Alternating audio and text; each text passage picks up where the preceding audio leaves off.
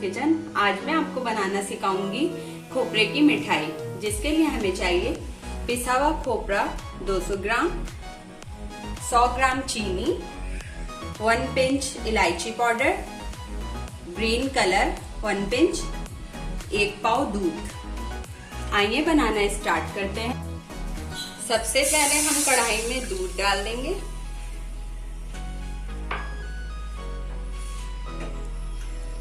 फिर हम इसमें चीनी ऐड करेंगे।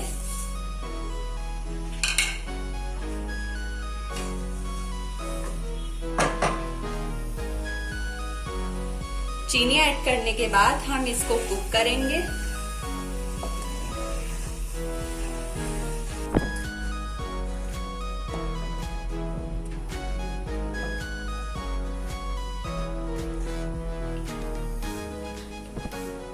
कुक करने के बाद अब हम इसमें इलायची और ग्रीन कलर ऐड कर देंगे।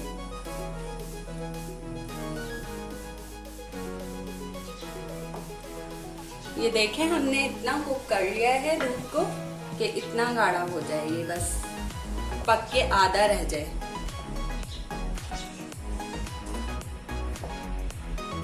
अब हम इसमें खोपरा ऐड करेंगे, आहिस्ता आहिस्ता थोड़ा थोड़ा ऐड करेंगे।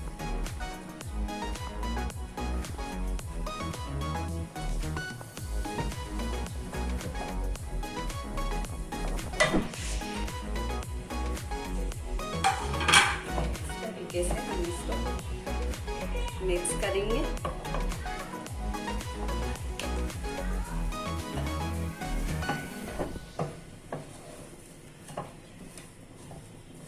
दूध में सारा मिक्स करने के बाद खोपरा अब हम चूल्हा बंद कर देंगे।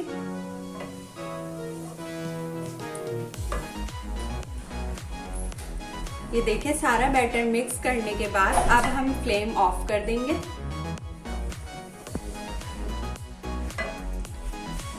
ये डिश को हमने क्रीम से ग्रीस किया है। आपके पास क्रीम हो, घर की मलाई हो या घी हो, उससे आप ग्रीस कर लें। उसके बाद इसमें हम ये जो हमने खोपरे की मिठाई बनाई है ये ऐड करेंगे।